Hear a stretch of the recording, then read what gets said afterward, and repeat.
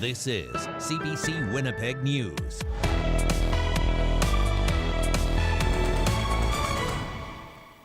Good evening. Thanks for joining us. Janet is away tonight. Manitobans are cleaning up after parts of the province saw snow and wind rip through yesterday. Brandon was one area hit hardest by the winter wallop. The CBC's Alana Cole has that story. In Brandon, the snow started and just kept coming. At one point, we are waiting that we order snow, but it's not here, right? So we are joking around with that. And when it finally came, it started with a very heavy wind. And we also got the freezing rain and the snow. Jay Mahida is a partner and works for Pizza in Brandon. He says it was getting so hard to see on the roads Sunday, they stopped making deliveries. Today, there's a lot to clean up. You can see here, the cars and everything. Everything is piled up though. Environment Canada says some places in southwestern Manitoba saw 21 to 24 centimeters of snow, but by Monday morning, Brandon was hit with 29 centimeters. It means the provincial court closed, so are schools, including Brandon University. Mayor Jeff Fawcett says stay off the roads if you can. That keeps a lot of people off the road, gives a better opportunity to get them clear, and just makes sure it's a little bit safer. Fawcett says at one point yesterday, city buses stopped running for about 2 hours.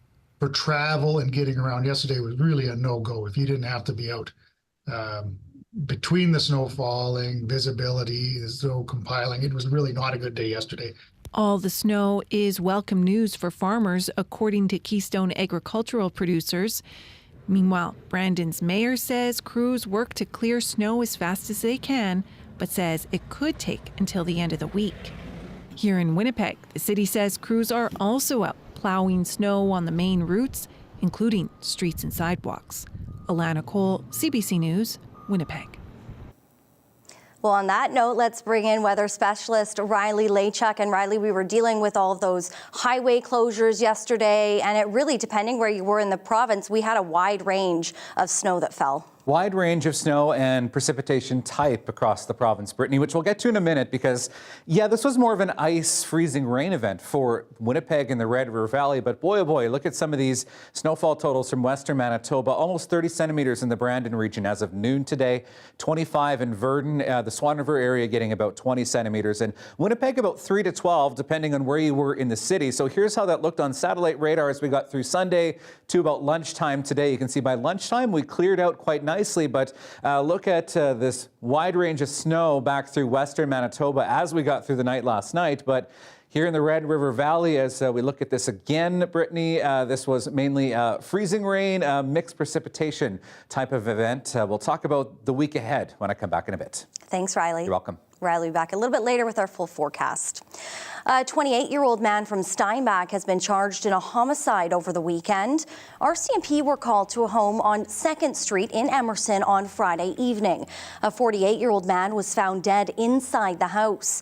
Investigators quickly ruled the death a homicide. 28-year-old Ryan Weens of Steinbach has been charged with second-degree murder. He remains in custody. A Winnipeg man says Manitoba Public Insurance is refusing to cover the costs of equipment and prescriptions that he desperately needs after a near-fatal crash last summer. He says not only is he struggling daily to try to get any semblance of his former life back through intense physiotherapy, but he's been left fighting the insurance company every step of the way. I spoke with him earlier. Here's his story. Toby and Dan Levier have spent more than 3 decades by each other's side. But Dan has never had to rely on his wife quite like this before. I get up, I need help getting out of bed. My wife is a #1 caregiver. She has to assist me getting in and out of the shower, so I can't do that on my own. A crash that nearly killed Dan last June has left him with life-altering injuries. It's not likely that I ever will be, at least not 100% as the old me. It took 3 people to get me to sit up on the edge of a hospital bed and I couldn't tolerate it for much more than 1 minute. I have a lot of things that I have to accept that will last with me for the rest of my life. Dan was driving his motorcycle to work down Talbot Avenue when police say a drunk driver cut him off. He was thrown from his bike and struck the van's windshield with such force it ripped his helmet off. All I remember is impact. The feeling of when you're in a car accident and you just feel physical force. And then I don't remember anything else. He was left fighting for his life. He spent 12 days in the ICU and more than 8 months in hospital. It was hard being away from home.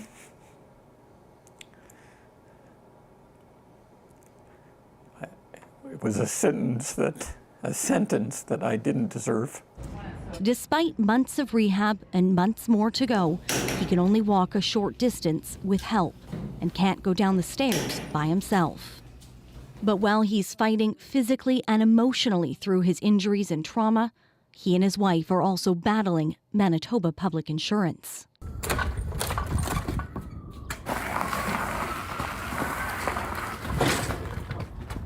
They've spent thousands of dollars on equipment doctors say he needs, but they say MPI is refusing to cover the costs. It's exhausting. It really is exhausting.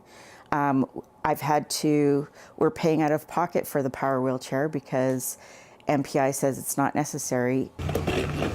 He doesn't qualify for a lift, even though he's wheelchair bound for the most part. Especially, he can't go more than 300 feet.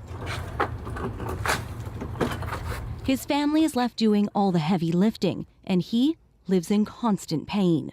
Yet they say he's also being denied prescription coverage by his insurance. I feel let down. I also feel further victimized, to be honest with you. And I'm also just really in shock. We would be taken care of. Now this is all being questioned. So a doctor has written this prescription. Who are these people to question the doctor? It's a frustration and ongoing fight the two say they shouldn't have to be dealing with, and one that's taking a toll on their entire family. It takes up an inordinate part of our day, every day. And that shouldn't be. It shouldn't be. MPI says it can't discuss details related to the claim, but say decisions about benefits are made based on information received from various healthcare and medical experts to make coverage decisions, which are reviewed by independent medical professionals. The Crown Corp goes on to say customers who disagree with decisions related to their benefits have legislated appeal options available to them. The couple has appealed and aren't giving up. And while Dan has a long road to recovery, he knows his wife will be by his side every step of the way. The parents of a Winnipeg woman killed by a drunk driver met with Manitoba's Justice Minister today. They're looking for an independent review of potential charges. 24-year-old Jordan Reimer was killed almost 2 years ago in a crash in Transcona. The drunk driver pleaded guilty, but the Crown decided not to charge the person who gave the drunk driver his truck keys as they left a local bar. Karen Reimer says court heard evidence the passenger knew the driver was drunk. In our minds, this is no different than if he had handed him the bullet and for the gun, and the difference is that the keys were the bullet and the truck was the weapon. And had he not done that, Jordan could or would be here today. Reimer wants the case sent out of province for a review. Justice Minister Matt Wiebe wouldn't comment on the case. He says the government plans to bring in tougher drunk driving legislation this spring. A father accused of killing his baby boy 4 years ago was in court today as his trial got underway. The 3-month-old boy died in early 2020. The CBC's Caitlin Gowerluck has more. Evelyn Gillis broke down in tears in court this morning as she testified about the death of her 3-month-old son. Maven Gillis Moreau was found unconscious in 2020 while he was being watched by his father. The baby was rushed to hospital and later died. Matthew Moreau is charged with manslaughter in his son's death.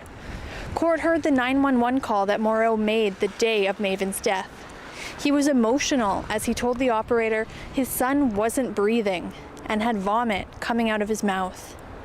Court heard Maven was injured more than once while in Moreau's care, including one incident a day before he died, where Gillis said she got home to find the baby had a puffy upper lip and blood in his mouth. Moreau has pleaded not guilty.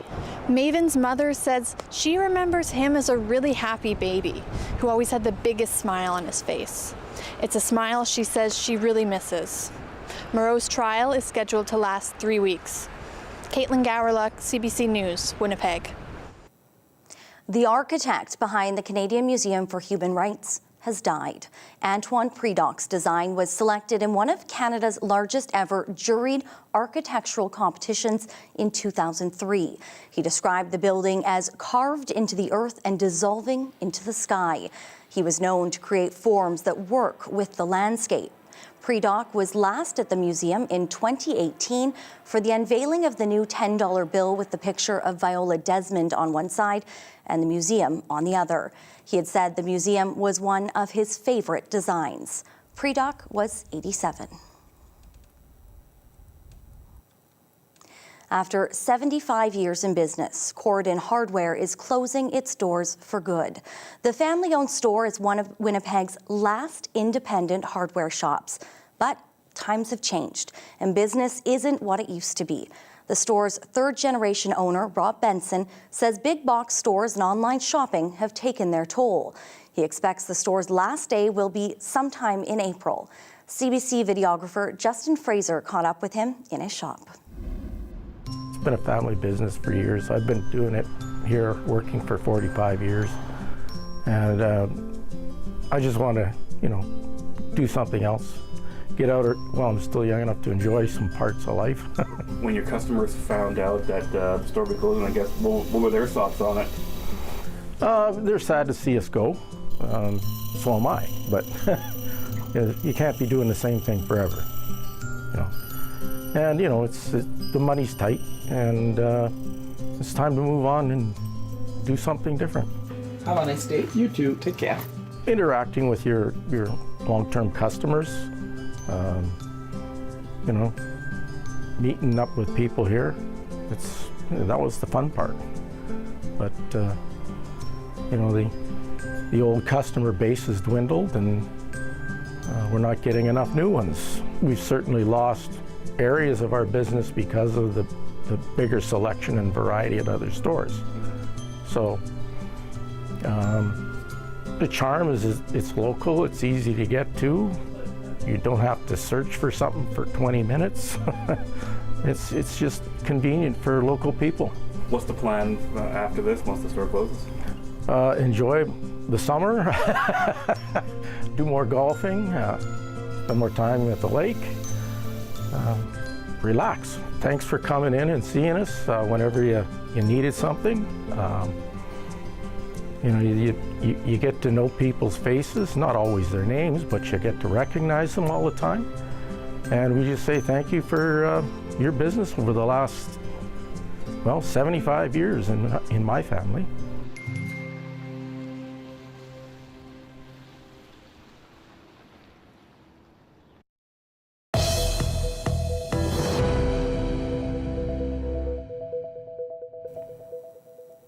A group in southern Manitoba has banded together to urge action on climate change. They're in the city of Morden, and what makes them unique is that they're faith leaders from various churches. The CBC's Riley Lachuk reports. We may have all kinds of doubts about climate change. It's a topic not off limits inside this southern Manitoba church. Whatever doubts I had about humanity's impact on our planet died when I saw those before and after images of the oil sands. And my doubts about how I could make a difference emerged. As the city of Morden already asks residents to conserve water amid a winter drought, the city's faith leaders hope it's a message that resonates with their parishioners. Carrie Martins leads Morden's United Church. Faith and life in the world and faith and science don't have to be at odds with each other. This can all be one of the same. In a region with a large Christian base where people are more likely to listen to their faith leaders over government, Sandy Plett hopes to drive the message closer to home. She is the Climate Action Coordinator at Mennonite Church Canada and speaks with congregations about climate change across the country. Churches actually are built communities. Like, what better place to start doing action with people who already share a purpose? Both have helped form a new local group called the Pembina Climate Action Network. And while it was born out of their faith and their churches, both say this is supposed to be a community solution. I have children, they're teenagers, and I want them to enjoy a natural world that I enjoyed as a kid. I want them to see that their parents and their parents' generation took this seriously. I think there's also a little bit of fear in a community like this about what's happening to the environment. Earl Dick has lived in the city of Morden for 9 years. He's on board. Together we can do a good job. Plett says while there are still skeptics, there are also other ways to address the climate crisis. If it's polarizing to say climate change, talk about love, talk about the vulnerable, talk about being thirsty, talk about gardens. But yeah, church leaders do have a ton of influence. Plett and Martins hope the new Climate Action Group can not only brainstorm solutions, but connect the community. Riley Lechuk, CBC News, Morden, Manitoba.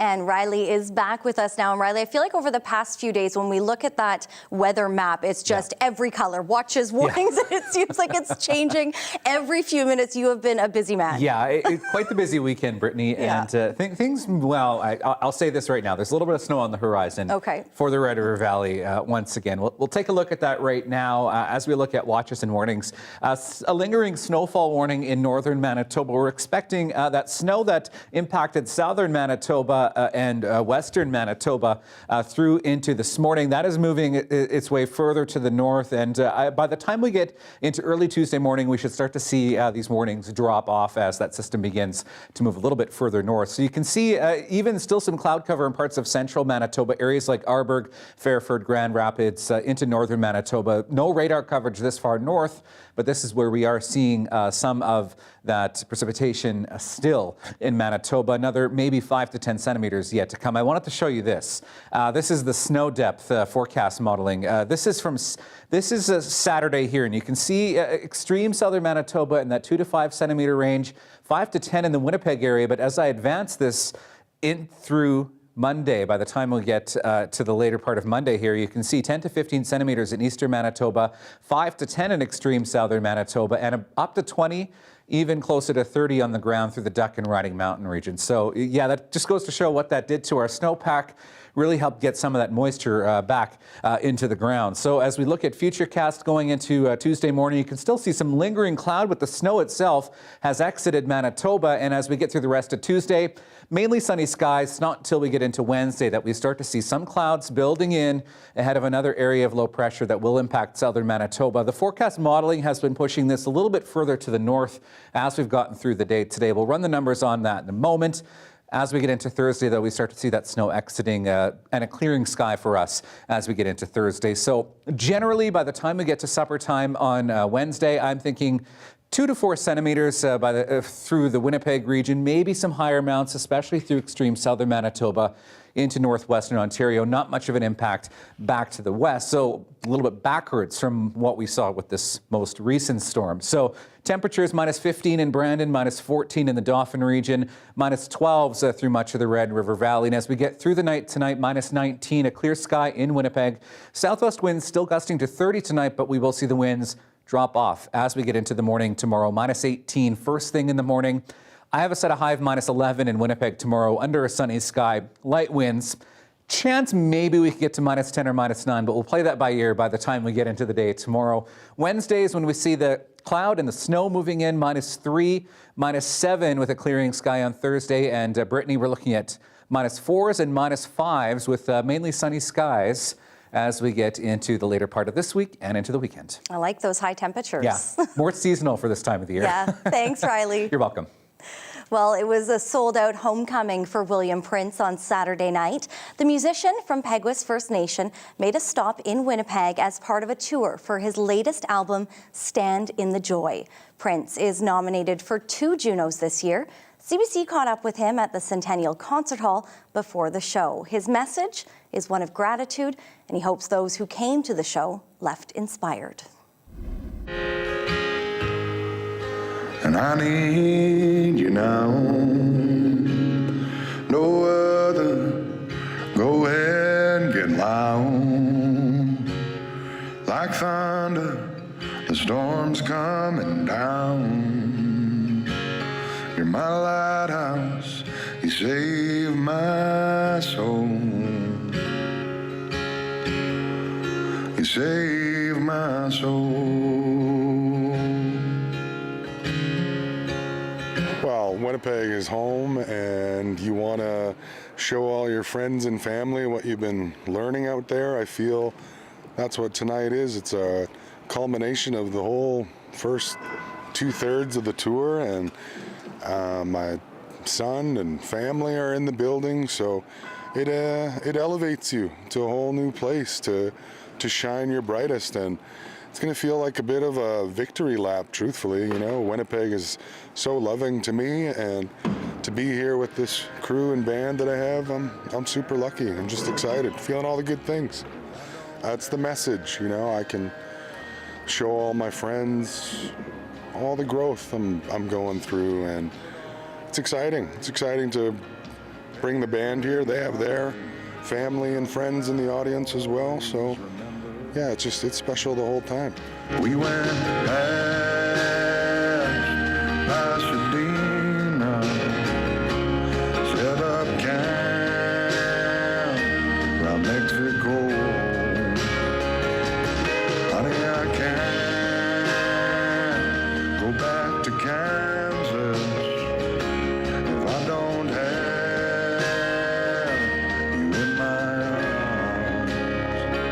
It's a reflective time, you know. You feel all these things are big steps forward personally, but I've always said that everything I'm accomplishing, it moves everybody forward. Everybody on my team that I care about, 6 Shooter Records, you know, my manager Shauna DeCartier works so hard for all of us and all of this, and mainly the First Nations population in the city and hopefully across the country. We all succeed with my success, you could say, and I'm proud to be here, a representative of the Peguis First Nation, and standing on this stage tonight, I hope inspires a lot more youth and shows them that we're from the same place and you too can accomplish these things. I want that for so many.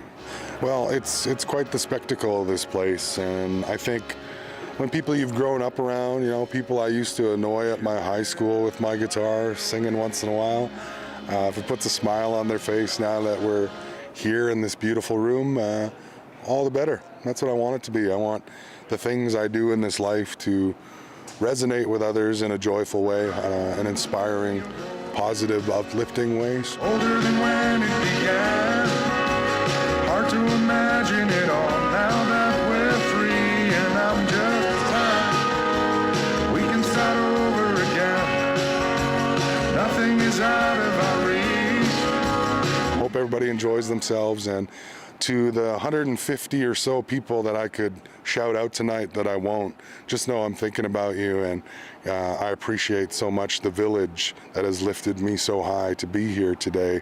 Doesn't go without a lot of sacrifice and help and understanding from many parties. So I stand at the center of it, but it's really on the shoulders of so many people who worked hard to get me here, and I don't really know how to put it into words, but forever grateful for it. Make it hard to breathe. My love, if we burn, would you burn right next to me? Is it safe to say you are? Oh, babe, you're the flame, the fire, but most of all, you're the spark.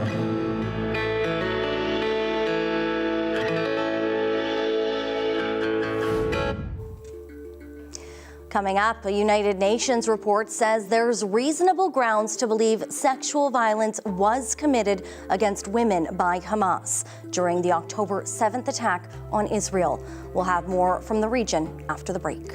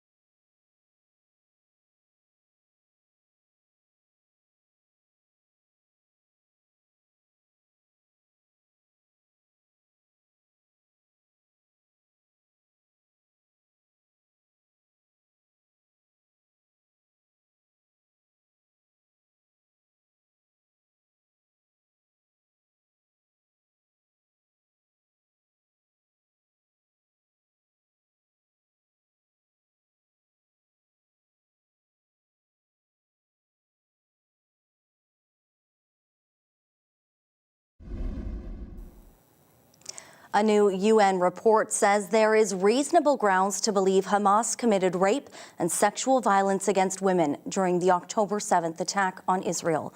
Reporter William Denzelo has the latest from New York. But first, a warning that viewers may find some of the details disturbing. The assessments made by the UN Special Representative follows dozens of witness interviews and the review of more than 5,000 photos and roughly 50 hours of footage. Pramila Patton says there's clear and convincing information that sexual violence, including rape, has been committed against Israeli captives taken during the October 7th attack. She adds there are reasonable grounds to believe that conflict-related sexual violence occurred in at least 3 locations during that raid. In most of these incidents, victims were first subjected to rape and then killed, and at least 2 incidents relate to the rape of women's corpses. On that day, roughly 1,200 people in Israel were killed by Hamas-led militants, and more than 250 were taken hostage. Since then, more than 30,000 people have been killed in the Palestinian enclave of Gaza, according to the Hamas-run health ministry. The UN Special Representative didn't go to Gaza, but after visiting the West Bank, said there were reports of sexual violence against Palestinian women during Israeli raids and at checkpoints. Patton's report requests a full investigation and has reiterated UN calls for an urgent ceasefire. William Denslow for CBC News, New York. Talks for a ceasefire in Gaza have so far been unproductive.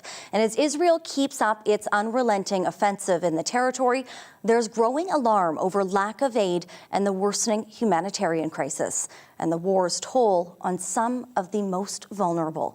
Chris Brown has those details, and again, a warning. Viewers may find some of the images disturbing. Much of Gaza is starving. But 10-year-old Yazan Al-Kafarna's case is especially awful. Born with cerebral palsy, his family couldn't access the specific food and medical care he needed to fight off his illnesses. There's nothing available for my son, his anguished father told a videographer working for CBC News when he met the family over the weekend. Before the war, we could get the food we needed. Now, all the food I used to get him isn't available. His hospital ward in Rafah is filled with other severely undernourished children. Dr. Bilal Al-Shafi says what they're enduring is affecting their brains and development and will haunt them for life if they survive. Israel says such desperate scenes are not its fault, that the problem lies in distributing food inside Gaza. But pre-war, 500 or more trucks a day entered the territory. Now it's just a fifth of that. Humanitarian groups make the damning allegation that starvation is part of a deliberate Israeli policy. To us, this is definitely a matter of collective punishment of the people of Palestine for what has happened on October 7th. People are drinking toilet water, they're eating wild plants, they're using animal fodder to make bread. Nations have begun using airdrops as an insufficient stopgap, as the United States, arguably Israel's staunchest ally, joins a chorus of international voices urging Israel to let more aid trucks in. At the Kamal Adwan Hospital in northern Gaza, there isn't enough food to feed even the tiniest patients. 15 children have died there in recent days, according to the Gaza Health Ministry. Doctors say mothers can't nurse their babies or give them any immunities because they themselves are too malnourished. On Monday morning came word that Yazan had died. Oxfam is predicting there will be mass deaths from starvation in Gaza very soon. Chris Brown, CBC News, London. Haiti is under a state of emergency after a weekend of violence.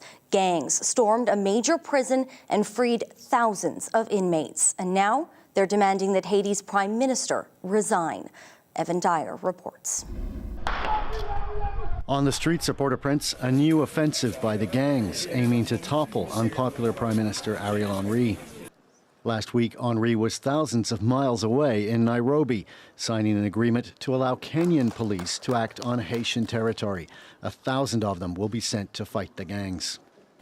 Since months, we are working together to fine-tune this mission, and finally, we sign. It's the last step. We have also discussed the next steps to enable the fast-tracking of this deployment. But the gangs are determined to send a message before the Kenyans and other international peacekeepers arrive. Gang leaders that previously fought each other say they've joined forces to bring down the government. The most notorious former cop-turned-gang leader Jimmy Barbecue Cherizier warned Haitians to keep their children off the streets to save them from becoming casualties. The government has also ordered civilians to stay indoors from dusk to dawn.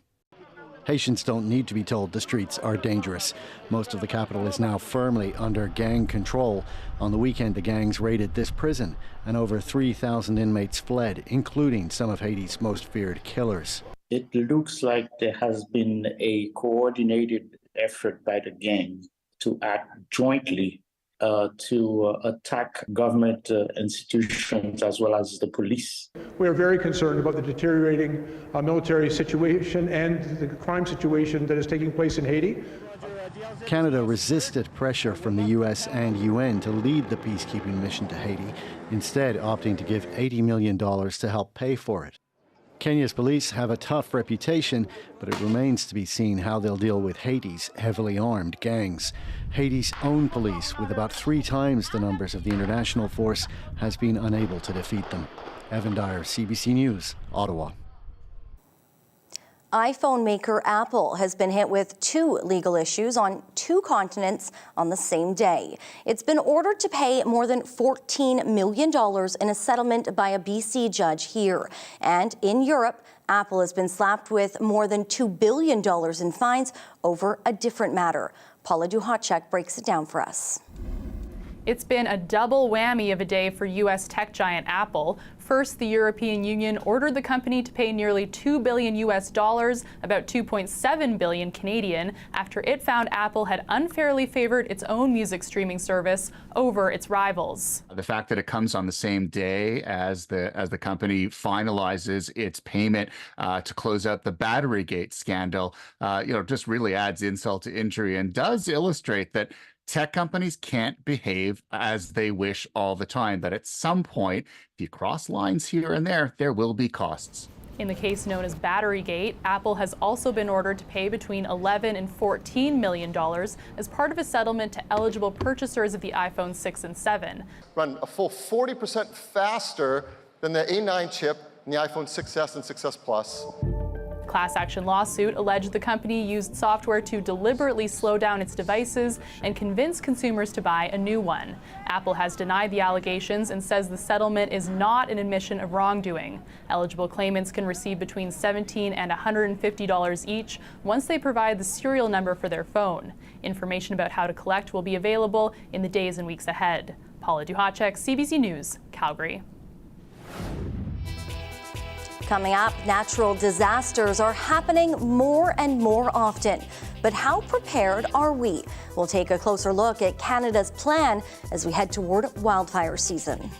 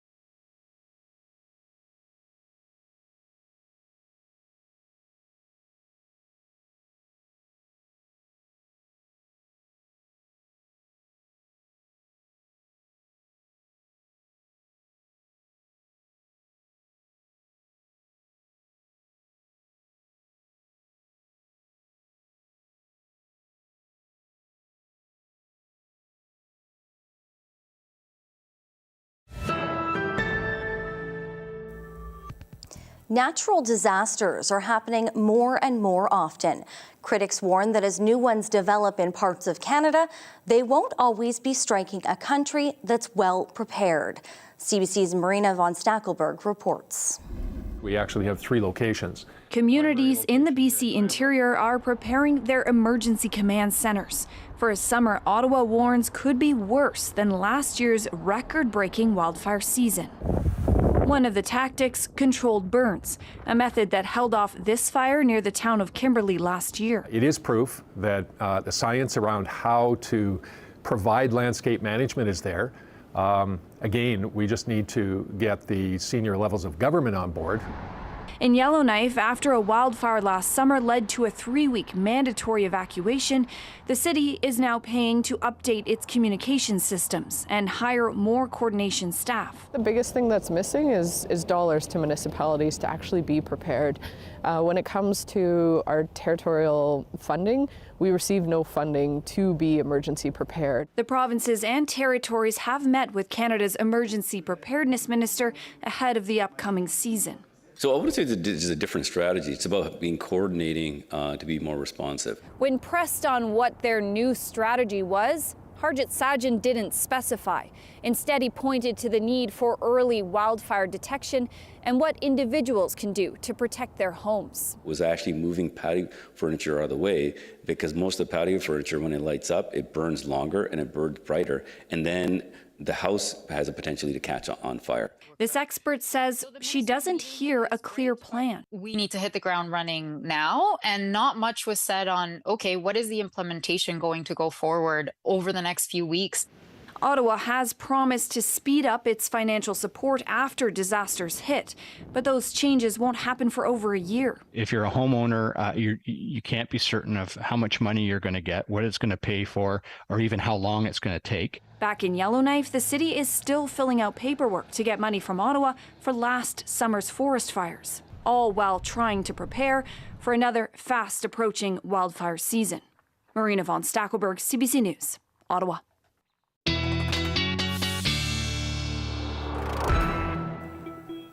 CBC weather specialist Riley Laychuk back with us. And Riley, we've been talking about climate change. We've been talking about these disasters. It's hard to think about fire season right now when we see, 10, 20, 25 centimeters of snow parts around the province right now. When we're having a cleanup day across the province. Yes, I know, right? And it's, we haven't really seen a lot of snow like this winter. Yeah, let's step back a few decades from now, though. I want to show you some video from 58 years ago.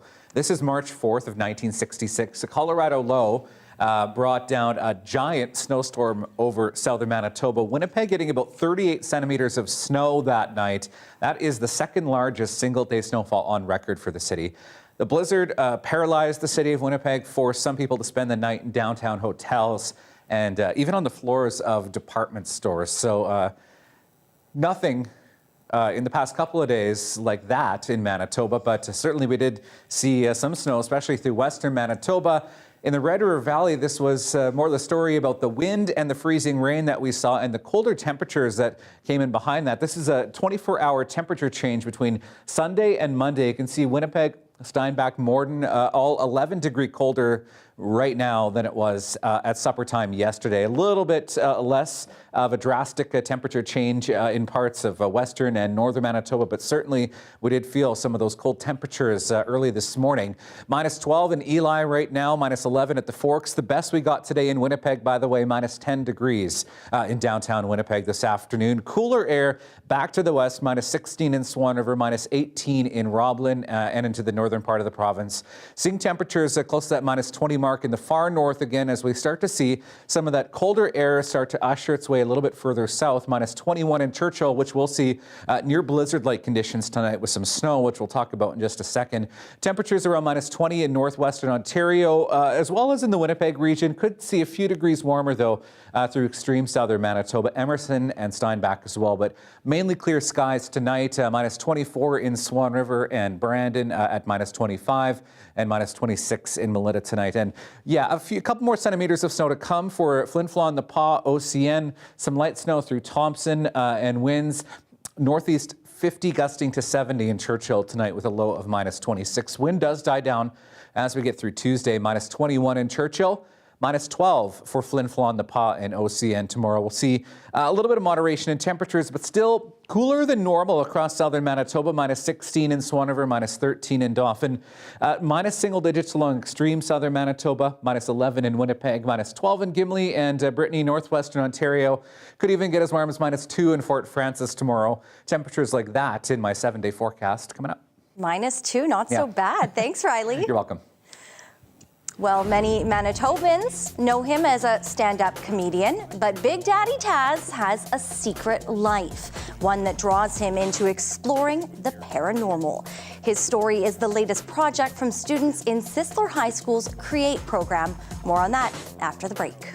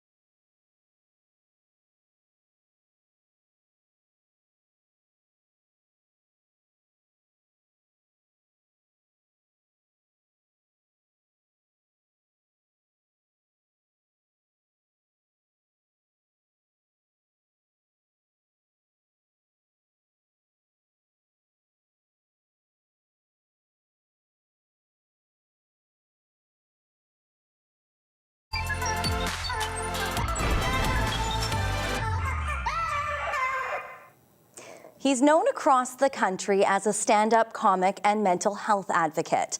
But Big Daddy Taz has a secret life that doesn't include cracking wise and goofing around for audiences. As it turns out, he's also a passionate paranormal investigator and ghost hunting enthusiast. As part of an arts training program at Sisler High School called Create, a team of aspiring teenage filmmakers tell his story. I love to be challenged, and I want to know more about the unknown. It drives me, and I love making people laugh. Hashtag selfies are not for safety. When you're laughing, you can't be sad, and you can't be angry, and you can't be alone. We lived in a house that had a lot of paranormal activity. And I mean, when you're a kid, you just think it's just noises, and your mom and dad go, that's just the pipes in the wall, and blah, blah, blah. Doors would close and opening, lights would turn on and off, and we would hear footsteps outside our bedrooms, my sister and I. I knew something was weird, and there was a name for it, or, you know, ghosts or paranormal. Growing up in a haunted house, for sure, played a big part on me wanting to be an investigator. For a couple reasons. One, to answer questions, to experience things. One of the other things that happened, and then a room, and it had like a furnace in it. And I walked by and I had a little shiver. And the reason I had a shiver was because for a majority of my childhood, I had a dream that I was pulled into that room. There was an old man there, and he wanted me to get in the furnace. And I'm like, and I was terrified. Right? And then I'd be like, no. And as soon as he touched me, I'd wake up, right? And it happened over and over and over and over again. So my sister saw me have the shiver, right? And she goes, Tazzy, what's up? And I said, I used to have a dream that there was an old man that would try to get you to go into the furnace. And she said, I had that same dream. 4 or 5 minutes later, my son comes down and he goes, oh, this room creeps me out, man. Because every time I stayed here, I had a dream that there was an old man. So 3 of us, right, years apart, had the same dream, but none of us talked about it to each other. We were sitting there going through pictures, and my sister goes, any of these pictures look familiar? And I looked down, and I just went, and I put my finger on it, I moved that one forward, and she goes, yeah, me too. My oldest son comes in, oh yeah, it was the guy, it was a picture of the guy who was behind the furnace. That was in our dreams. It was my great-grandfather. When my sister said the same thing about the dream I had, and then we started talking about the experience we had, I felt validated. I didn't feel alone. I didn't feel as crazy.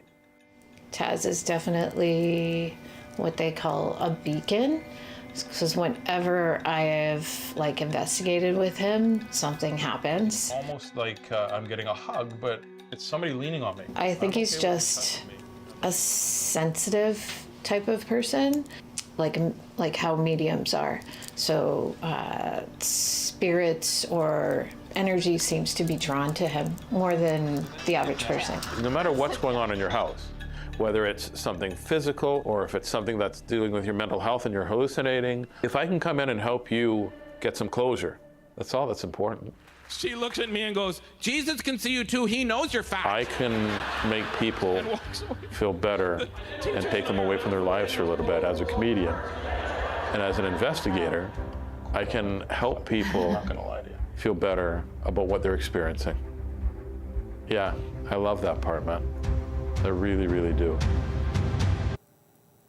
That story was produced by Sisler Create students Vaughn Chung Nung, Ethan Langet, and Tristan Legaspi. Still ahead, Riley Lachuk is back with your 7-day forecast. You're watching CBC Winnipeg News.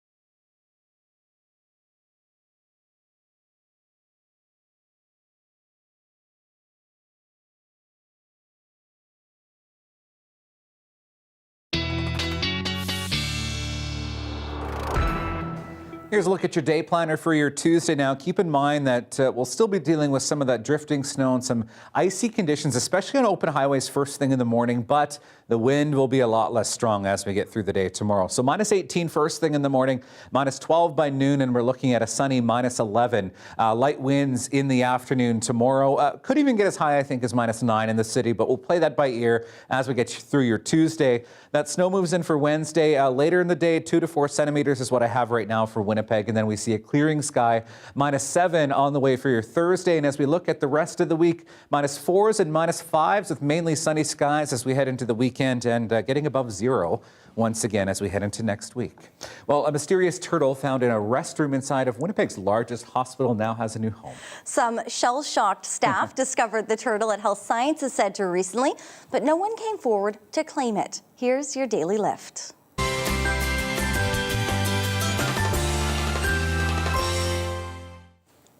The turtle has now been adopted by an HSC staff member, and officials say it's now settling in with its new family. A son of the family has named the reptile Sheldon. And hopefully they had a big celebration for him when they brought him home. Yeah, no doubt. I've been looking up turtle puns and turtle jokes. Not a whole lot to work with when it comes to turtles. It was like turtle-rific. Yeah. So hopefully you have a turtle-rific night. Glad someone gave it a home, though. Yes. Have a wonderful evening. We'll see you tomorrow. Yep.